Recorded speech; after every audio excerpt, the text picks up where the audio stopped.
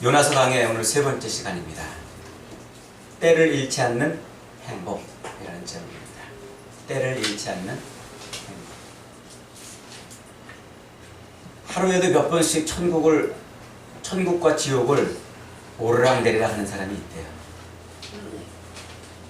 주식 투자자들하고 외환 투자자들이래요. 주식이나 외화를 사고 팔면서 이윤을 만들어내는 사람들이지요. 이 사람들에게 있어서 가장 중요한 것은 타이밍, 때랍니다. 때. 언제 주식을 팔고 언제 사느냐 하는 거죠. 그 때, 주식을 팔아야 될 때, 그리고 사야 될 때, 이 때를 맞추는 게 그렇게 어렵대요. 뭐 언제 사고 언제 파느냐, 그 원리는 간단하잖아요.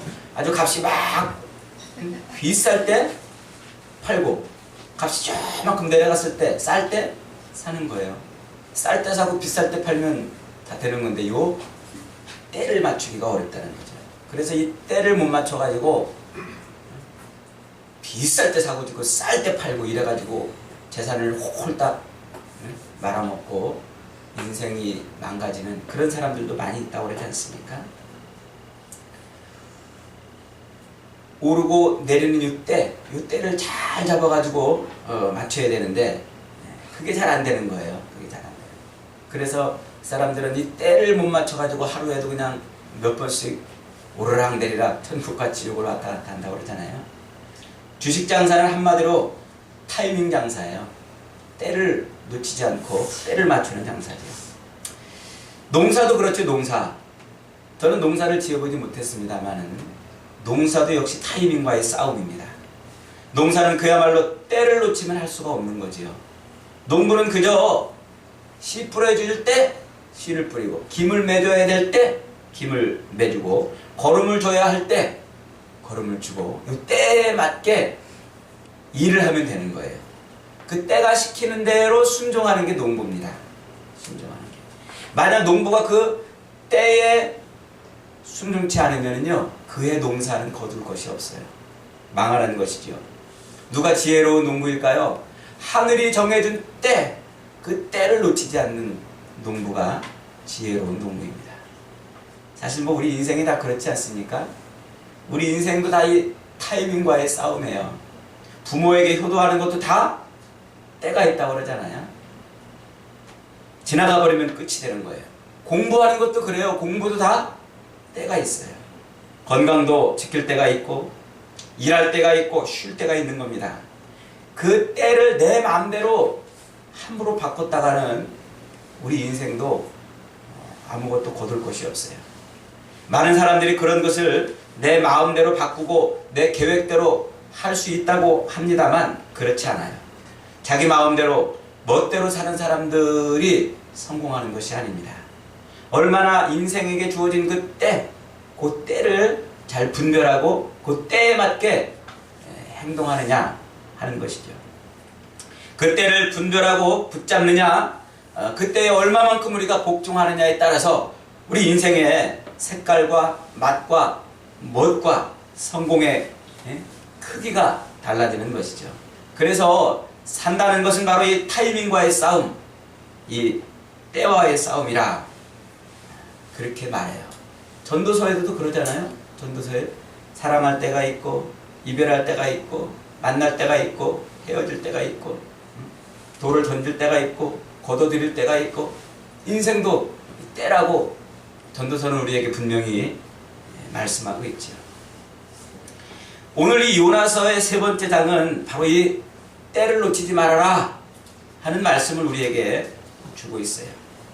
요나는 지금 자기의 그 부끄러운 모습을 통해서 이 때를 잃지 않는 사람이 자기 인생에 성공하는 자요, 형통하는 자요, 행복한 자라 라고 말을 해주고 있어요. 오늘 말씀을 잘 들으십시오. 비록 영어 공부할 때는 놓쳤을지라도, 부자가 될 때는 놓쳤을지라도, 영화 배우가 될 때는 놓쳤을지라도 오늘 설교 말씀을 잘 듣고 오늘 말씀하는 이 때를 잃어버리지 않으면 여러분은 진정한 행복한 인생이 될 것입니다. 여러분의 인생에 이런 은혜가 말씀과 함께 임하기를 주님의 이름으로 축원합니다. 아멘. 첫째로 하나님이 부르실 때 응답하면 됩니다. 따라해 볼까요? 하나님이 부르실 때 응답하면 됩니다. 여호와의 말씀이 두 번째로 요나에게 임하니라. 이르시되 일어나 저 큰 성읍 니느웨로 가라. 내가 네게 명한 바를 그들에게 선포하라 하신지라. 여호와의 말씀이 두 번째로 임했다 그랬어요. 두 번째로. 첫 번째는 실패했다는 얘기죠. 실패했다는 얘기. 여러분, 요나는 지금 어느 나라 사람인가요? 어느 나라 사람이에요? 북이스라엘. 이스라엘의 이 북쪽, 남쪽 유다와 북쪽 이스라엘로 나눴죠. 북이스라엘 사람입니다. 그런데 하나님께서 왜 그를 선지자로 불러가지고 저 2000여 킬로 이상 떨어져 있는 니느웨로 가가지고 거기서 말씀을 전하라고 하는 걸까요? 하나님이 니느웨를 특별히 사랑하셔서 그러는 걸까요? 아니면 무슨 다른 이유가 있는 걸까요? 도대체 요나서는 지금 우리에게 무슨 얘기를 해주고 싶어서 북이스라엘 선지자를 하나님이 불러서 저 멀리 떨어져 있는, 그것도 이스라엘과 원수의 나라, 이스라엘을 공격하고 있는 그 나라에게 가서 복음을 전하라고 그러는 것이냐 말이죠. 지금 성경은 그 하나님의 부르심, 그 하나님의 말씀에 불순종했던 그 요나의 이야기를 통해서 우리에게 이중적인 의미를 가르쳐주고 있는 거예요. 그러니까 지금 이 북이스라엘 백성들, 이 북이스라엘 사람들이 얼마나 하나님의 말씀을 무시하고 있느냐 하는 걸 요나를 통해서 보여주고 있어요. 한마디로 그들은 지금 하나님의 말씀을 전문용어로 개무시하고 있다는 거예요. 개무시. 요즘에 쓰는 전문용어죠, 그게? 하나님의 말씀을 개무시하고 있어요. 그 북이스라엘의 실제, 지금 그들의 모습이 그렇다는 거예요. 그 이스라엘 백성들의 그 모습을 보여주고 싶으셔서 하나님이 요나를 콕 찍어가지고 요나에게 말씀을 하셨어요. 그래도 명색이 선지자 아닙니까? 하나님의 선지자면 하나님이 부르실 때 Yes sir 하고 즉각적으로 반응해야 되는 거예요. 예, 주님. 주님 말씀하시면 내가 행하리이다. 그게 선지자의 태도입니다. 당연히 그렇게 해야 되는 것이죠. 그런데 하나님이 콕 집어서 선지자로 부르셔서 야, 너 저 니느웨로 가서 내 말씀을 선포하라 그랬더니 안타깝게도 요나는 하나님의 말씀에 반발을 했어요. 니느웨로 가서 회개를 외치라는 말씀에 그는 자기 생각을 더했습니다. 하나님, 저 꼴보기 싫은 이 니느웨 백성들에게 복음을 전하라니요. 이게 웬 말입니까? 하나님, 우리나라의 원수들이 구원을 받게 해서야 되겠습니까? 안 됩니다. 그럴 수 없습니다. 그래서도 안 됩니다. 그렇게 하나님의 말씀에 자기 생각을 덧붙이고 그는 반발을 했어요. 요나는 말씀에 순종하는 대신 차라리 하나님의 낯을 피하여 멀리 도망을 치는 것이죠. 지금 이스라엘 백성들이 그렇다는 거예요. 이스라엘 백성. 하나님의 백성들이고 하나님의 선택된 자들이지만은 하나님의 말씀을 무시하고 있다는 것이죠. 우상을 멀리하고 살아라. 하나님 말씀을 순종하고 살아라. 하나님 말씀대로 살아라. 그 말씀에 그들은 철저히 반대로 사는 거예요. 우상을 가까이 하고 그저 먹고 사는 것 때문에 세상을 향해 달려나가고 말씀을 내동댕이 치고 있다는 것이죠. 그들은 하나님의 말씀에 순종하지 않았습니다. 이런저런 핑계를 댔습니다. 이런저런 이유를 달아서 자기 말씀 대신에 자기들의 생각대로 살고 있다는 거예요. 하나님은 지금 선지자 요나를 통해서 그 이스라엘의 진짜 모습이 무엇인지를 그렇게 파헤쳐주고 있는 것이죠. 더럽게 말 안 듣는 백성들, 순종하지 못하는 백성들, 그들이 지금 이스라엘의 모습이라는 거예요. 하나님의 선지자로 부름을 받았음에도 불구하고 그 말씀에 순종하지 못하는 그 요나의 모습은 바로 그들의 모습을 대표해주고 있는 것이죠. 여러분, 성경이 우리에게 요구하고 있는 믿음의 본질이 무엇일까요? 바로 순종입니다. 순종. 우리의 믿음이 100% 온전한 믿음이냐 아니냐를 판별하는 판별식이 바로 뭐라는 거예요? 순종이라는 거예요. 그래서 순종을 보면 믿음이 보이는 거예요. 따라합시다. 순종을 보면 믿음이 보입니다. 순종을 하느냐 안 하느냐로 그가 믿음이 있느냐 없느냐를 판단한다는 거예요. 순종의 크기가 곧 믿음의 크기인 것이죠. 여러분, 이 공식으로 성경을 들여다보십시오. 성경은요, 순종과 불순종이라는 말을 빼면은 읽을 수가 없습니다. 성경이 그렇게 강조하는 것이 무엇입니까? 모든 믿음의 사람들은 무모해 보이는 것이라 할지라도 하나님이 말씀하시면 거기에 그냥 순종했다는 거예요. 무모해 보이고 하찮아 보이는 것일지라도 말씀에 순종하는 사람이 있었는가 하면은, 그러나 그 말씀을 버리고 자기 생각대로 사는 사람들이 있었다는 것이죠. 오늘 요나서는 지금 자기 삶을 통해서 이스라엘의 모습을 고발하면서 이런 경고를 우리에게 가르쳐주고 있는 것입니다. 요나는 자기의 그 실패담을 통해서 하나님의 말씀에 순종치 못하는 인생이 겪어야 될 이 일이 무엇인지를 가르쳐주고 있는 거예요. 순종하지 않는 인생에는 풍랑이 일고, 순종하지 않는 인생은 폭풍우가 치고, 하나님의 낯을 피하여 도망하는 인생에는 바다에 빠지는 삶, 물고기 밥이 되는 그런 삶밖에는 없다는 것이죠.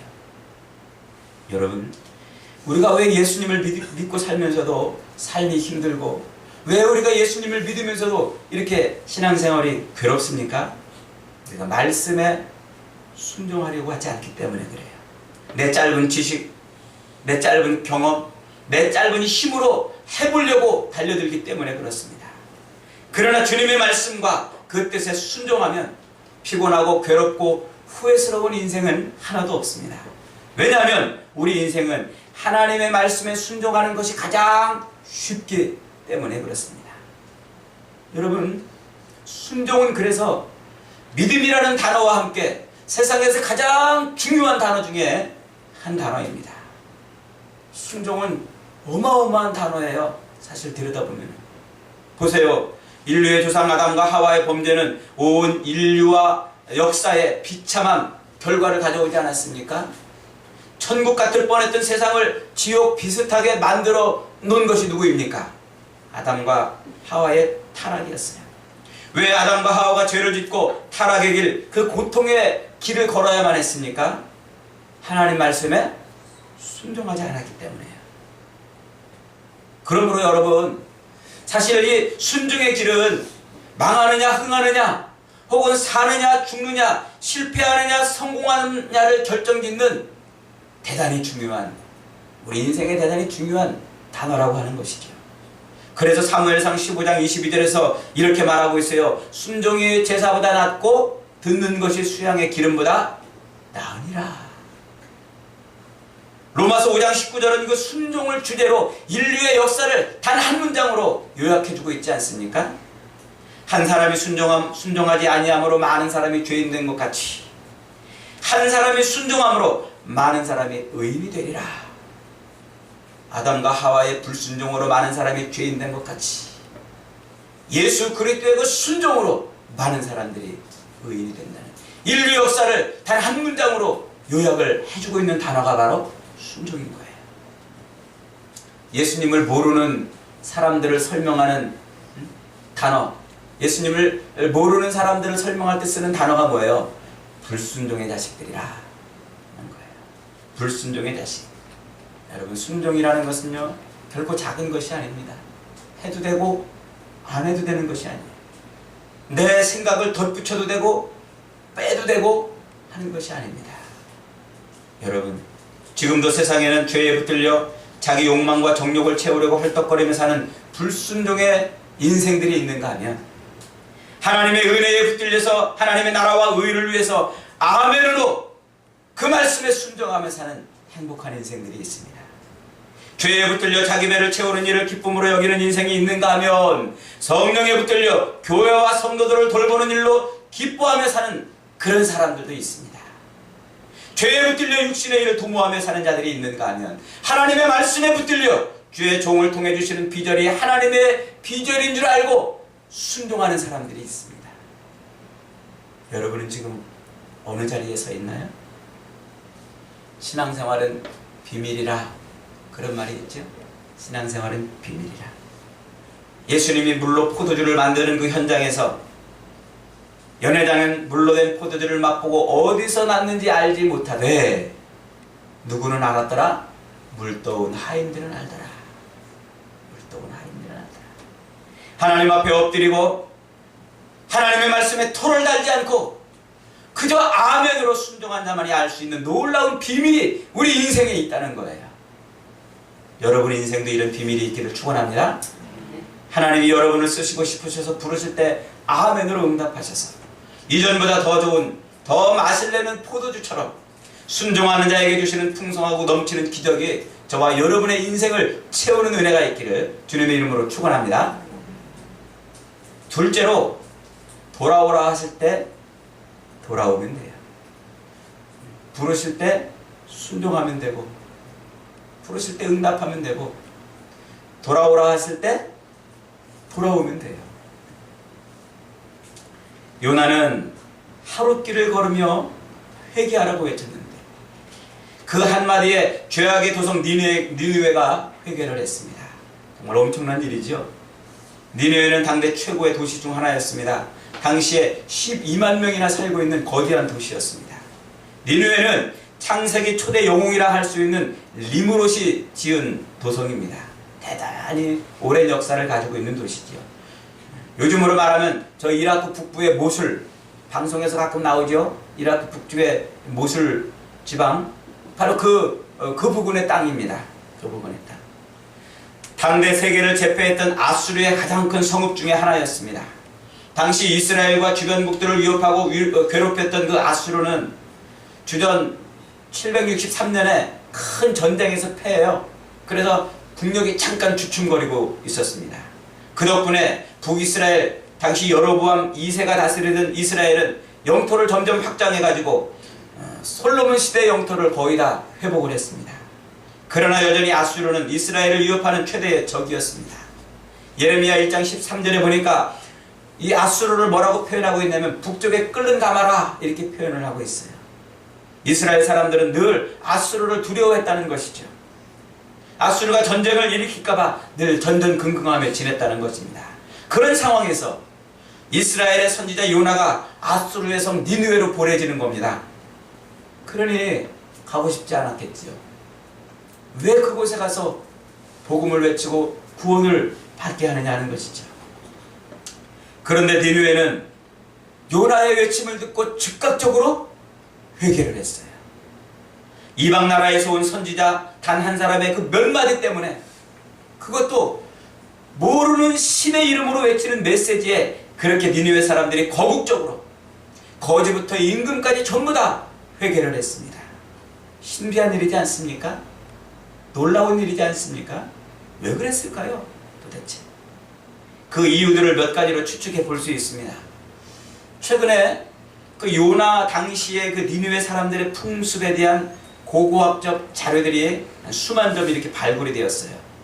거기에 보니까 우선 기원전 763년에 태양의 일식과 홍수가 일어났다는 기록이 있습니다. 천재지변이 일어난 거죠. 여러분, 옛날에 천재지변이 일어나면은요, 누가 정치를 잘못해서 그래요? 왕이 정치를 잘못해서 그런 거예요. 왕이 일시적으로라도 그래서 천재지변으로 수많은 사람들이 죽으면 자리를 내려야만 했습니다. 왜요? 민심이 흉흉하기 때문에 그래요. 그들의 종교는 난잡한 성문화로 얼룩진 복잡한 신화들과 여러 신을 섬기는 다신교였습니다. 당대 최고의 부와 거침없이 쾌락을 누리던 그 도시 사람들은 해도 채워지지 않는 욕구에 공허해하고 갈급해하고, 그리고 천재지변으로 인해서 두려워했다는 거죠. 사람들 마음 한구석에 무슨 생각이 들었을까요? 어이쿠, 이러다 천벌을 받지, 이러다 무슨 큰일 나지, 이런 생각을 했다는 거예요. 그 양심의 두려움이 밀려들기 시작했다는 거죠. 그래서 그러한 두려움이 밀려들어오고 있는 그때에 요나가 마침 딱 외쳤어요. 회개하라. 그래서 사람들이 왕으로부터 모든 백성들이 전부 죄를 뒤집어 쓰고 베옷을 입고 회개할 수 있었다 라고 하는 해석도 있어요. 그러나 여러분, 지난주에도 말씀을 드렸듯이 사람이 마음에 두려움이 있다고 해서, 불안하고 염려스러운 마음이 있다고 해서 다 회개하는 것은 아닙니다. 소돔과 고모라가 그랬고 열재앙으로 맹렬하게 맞은 이집트도 끝까지 회개를 하지 못했습니다. 그러므로 회개는 우리 안에 있는 두려움 때문에 우리가 회개하는 것이 아니라 100% 하나님의 작품입니다. 하나님이 우리로 회개케 할 때 비로소 회개할 수 있는 거예요. 하나님은 저 사람으로 회개케 할 때 회개할 수 있는 거예요. 우리가 잘 안 되고 힘들어서 회개하는 것이 아니고, 어렵고 불안하고 걱정스러워서 회개하는 것이 아니고, 하나님이 그 때를 그렇게 만들어가는 거예요. 무슨 때? 회개할 때. 하나님 앞에 돌아올 때를 그렇게 만들어 주신다는 것이죠. 회개는 하나님께서 회개의 영을 부어주셔서 일어나는 역사입니다. 그러니까 우리는 왜 니느웨가 회개했을까? 라고 생각하기보다는 하나님이 왜 니느웨를 회개시켰을까? 이렇게 물어봐야 돼요. 하나님이 왜 니느웨를 회개시켰을까? 이렇게 질문을 해봐야 되는 거죠. 여러분, 하나님이 왜 니느웨를 회개시켰을까요? 첫째로 하나님은 세계 모든 민족을 다 사랑하신다는 것을 선포하고 있는 거예요. 세상 모든 민족, 어느 민족이든지 하나님은 다 하나님께로 돌아올 때가 있고 그들이 하나님께로 돌아와야 된다라고 하나님은 그렇게 기대하고 바라고 소망하고 계시는 거예요.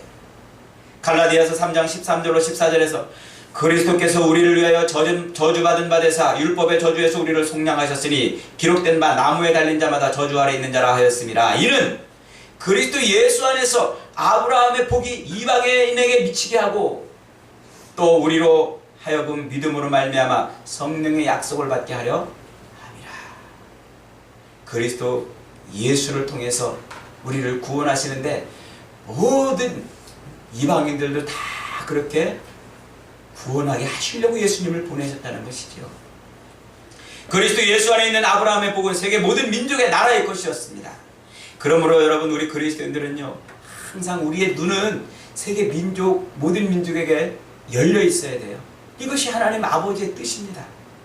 세상 모든 민족들을 다 구원하시고자 하는 하나님의 열망이고 꿈이고 비전입니다. 그래서 그리스도인들은 항상 세상 모든 민족을 구원하는 일에 쓰임받아야 돼요. 쓰임받아야 돼요. 그저 내 가정만 예수 믿는다고 하면서 내 가정만 생각하고, 예수 믿는다고 하면서 그저 나 편하게 먹고 사는 일만 늘 생각하고, 그저 우리 교회만 생각하고 그러는 것은요, 그것은 잘못된 거예요. 정상이 아닙니다. 교회는 크든지 작든지 무조건 세계 모든 민족 모든 나라를 구원하시려고 하는 하나님의 그 열망에 부응해야 되고 동참을 해야 되는 거예요. 어떤 방법으로든지 세계를 구원하시는 하나님의 그 일에 쓰임받아야 되는 것이에요. 그게 복 있는 교회인 거예요.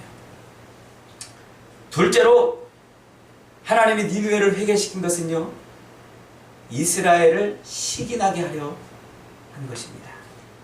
로마서 11장 11절에 이런 말씀이 있어요. 그러므로 내가 말하노니 그들이 넘어지기까지 실족하였느냐? 그럴 수 없느니라. 그들이 넘어짐으로 구원이 이방인에게 이르러 이스라엘에게 시기나게 하려 함이라. 그랬어요. 그러니까 니느웨를 구원하신 것은 이스라엘로 뭐 나게 하게? 시기가 나게 해가지고, 질투가 나게 해가지고 하나님 앞으로 돌아오게 하시려는 하나님의 작품이라는 거예요. 요나 당시 이스라엘 역사상 솔로몬 이후에 최고의 번영과 평화를 누렸습니다.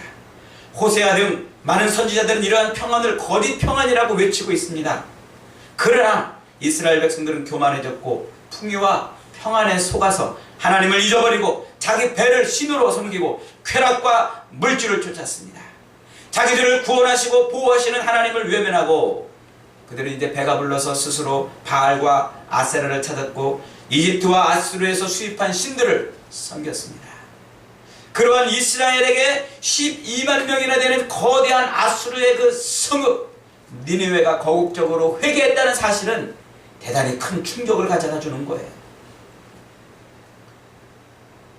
하나님이 그들을 구원하셨다는 사실은요, 이스라엘로 하여금 큰 충격을 갖게 하고 또 뭐를 갖게 한다고요? 시기나게 하는 거예요. 자기들의 하나님인 줄 알았더니, 자기들만 책임지는 하나님인 줄 알고, 오직 자기들의 여호와인 줄 알았는데 이방인들을 구원하고 그들을 복을 주신 거예요. 여러분, 우리가 만약 하나님이 주시는 그 때를 이루면 이렇게 시기나는 일들을 경험할 수 있다는 사실을 잊어버리면 안 돼요. 하나님이 부르시는 때를 놓치면 그렇게 시기나는 삶을 살아야 될지도 모르는 거예요. 하나님이 부르시는 때를 놓치면 시기와 질투로 그 인생이 얼룩질 수 있다는 사실, 이걸 지금 우리 요나서는 우리에게 말해주고 싶은 거예요. 깨닫는 은혜가 있기를 주님의 이름으로 축원합니다. 세 번째로, 그러므로 뭐하라? 돌이킬 때를 놓치지 말아라. 돌이킬 때를 놓치지 말아라. 때 중에 때는 돌이킬 때입니다. 우리 인생의 가장 중요한 때는 하나님께로 돌이킬 때입니다. 하나님이 베푸시는 은혜를, 그 은혜를 누리는 자리로 돌아오는 것이죠. 여러분, 하나님이 은혜를 베푸시는 자들은 이제 그만 죄의 길에서 돌이켜 하나님께로 돌아오라, 사명의 자리로 돌아오라 하는 주님의 그 말씀을 들을 수가 있습니다. 하나님께서 우리로 하여금 하나님 앞으로 돌아오라고 말씀하실 때에는요, 하나님의 징계와 재앙 대신에 우리를 치유하시고 회복하시고 우리에게 부흥을 주시고 우리에게 은혜를 주셔서 하나님의 일을 감당할 수 있는 그런 인생으로 우리를 바꿔주시겠다는 하나님의 의지, 하나님의 그 사랑의 표현입니다. 여러분, 그러므로 세상에서 가장 지혜로운 사람은요, 하나님 앞에 불쌍하게 보이는 사람이에요. 하나님, 제가 하나님 앞에 나왔습니다. 저를 도우시옵소서. 하나님 앞에 하나님의 눈앞에서 울고 하나님의 눈앞에서 금식하고 하나님의 눈앞에서 엎드리고 찢어진 옷을 입고 죄를 뿌리고 그저 하나님 앞에 엎드려서 눈물을 흘리는 사람을 하나님은 가장 불쌍히 여기세요. 그리고 그를 가장 귀히 여기십니다. 세상에서 가장 미련하고 쓸모없는 사람이 누굽니까? 하나님 앞에서 강한 자요, 자기의 지혜로 사는 사람이고 자기 가진 것으로 살려고 그러는 사람이 가장 미련하고 아둔한 사람이에요. 왜요? 그 인생에는 하나님의 긍휼이 임하지 않기 때문에 그래요. 여러분, 하나님의 눈에 불쌍하게 보이십시오. 하나님 없으면 아무것도 할 수 없습니다. 하나님이 돕지 않으면 이것도 해결할 수 없습니다. 하나님이 돕지 않으면 이 문제도 내 힘으로 어찌할 수 없습니다. 삶의 모든 문제들 하나님이 도우셔야 합니다. 오늘 전혜진 집사님 기도에 제가 가슴이 울컥했어요. 삶의 여러 가지 많은 문제들 가지고 하나님 앞에 엎드려 기도하는 성도들의 기도를 들어주라는 그 기도에 제 가슴이 울컥했어요. 그래요. 우리가 하나님 앞에 나오는 이유는 다른 거 없어요. 하나님의 긍휼하심을 얻기 위해서 나오는 것 아닙니까? 하나님의 도우심을 얻기 위해서 나오는 것 아닙니까? 우리 힘으로 할 수 없으니까, 내 지식으로, 내 경험으로, 내 가진 것으로 할 수 없으니까, 하나님이 돕지 않으면 내 인생의 문제 해결될 수 없으니까, 그래서 나오는 거잖아요. 우리가 무슨 자랑하러 나오는 것 아니고, 우리가 무슨 드러내러 나오는 것 아니지 않습니까? 사랑하는 여러분, 하나님 앞으로 돌아와야 될 때 돌아오고, 무릎 꿇어야 될 때 꿇고, 눈물을 흘려야 될 때 흘리며, 우리의 잃었던 것을 하나님은 채워주십니다. 우리의 부족한 것을 하나님은 채워주십니다. 우리의 필요한 것들을 하나님은 부어주십니다. 여러분, 하나님의 말씀으로 돌아오십시오. 기도의 골방으로 들어가십시오. 우리의 사명의 자리로, 부르심의 자리로 들어가 보십시오. 그럴 때, 그 때를 놓치지 않을 때 하나님은 우리의 인생에 큰 은혜를 주시는 겁니다. 사랑하는 여러분, 말씀을 했습니다.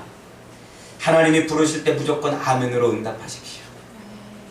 그리고 지금 길을 벗어났다면 하나님이 돌아오라고 하실 때 머뭇거리지 말고 돌아오십시오. 지금이 바로 은혜 받을 때요, 순종할 때요, 회개할 때요, 회복할 때입니다. 단 한 번에 12만 명의 큰 성읍을 용서하시고 안아주시는 하나님의 사랑을 받아 누리고 순종하는 자만이 누릴 수 있는 신앙의 비밀을 깨달을 수 있는 기회가 바로 그때입니다. 저와 여러분의 인생 가운데 때를 따라 부으시는 하나님의 은혜가 풍성히 임하셔서 하나님이 채우시는 놀라운 은혜를 다 누리며 사시기를 주님의 이름으로 축원합니다.